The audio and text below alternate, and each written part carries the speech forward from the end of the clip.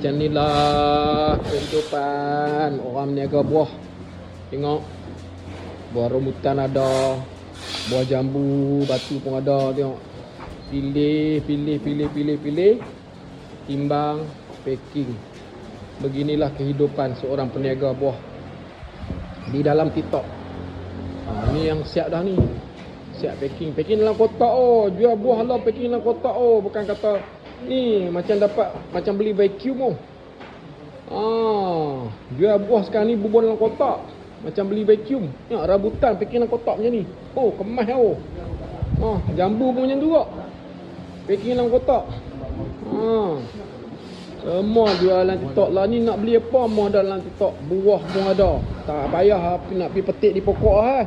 Duduk atas sofa, tunggu tidur atas sofa, tidur atas katil, tunggu Satgi bunyi ting, rambutan sampai. Tak payah naik pokok, tak payah naik bukit, tak payah api kebun, tak payah api dusun, tak payah naik bukit.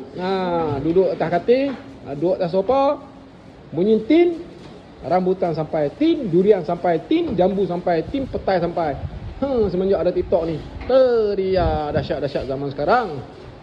Zaman sekarang dahsyat. Okey, beginilah kehidupan peniaga-peniaga buah di TikTok. Dah pukul berapa ni? Dah hampir pukul 12 tengah malam, masih bekerja lagi. Ni anak Melayu yang berjaya ni toki dia ni. Umur baru 17 nak masuk 18 tengok. Dah jadi toki ni. Dahsyat budak ni. Toki yang berjaya ni. Jutawan tengok macam ni jutawan. Ni toki, ni bos. Ni bos paling besar sekali. Hartawan dan jutawan ni. Ni besar tu. Depan ni muda-muda semua dah jadi hartawan, jutawan tu. Ni manager dan supervisor lah. Ni manager. Manager gaji 400. Ni manager gaji 400. Dia gaji dia tak mau mahal, dia nak pangkat . Dia manager tapi gaji 400. Tapi yang ni penimbang tapi gaji dia mahal. Gaji dia 2000. Penimbang. Okey, jumpa lagi. Ini kisah riwayat hidup peniaga buah-buahan di TikTok. Ni depa dah packing dah ni.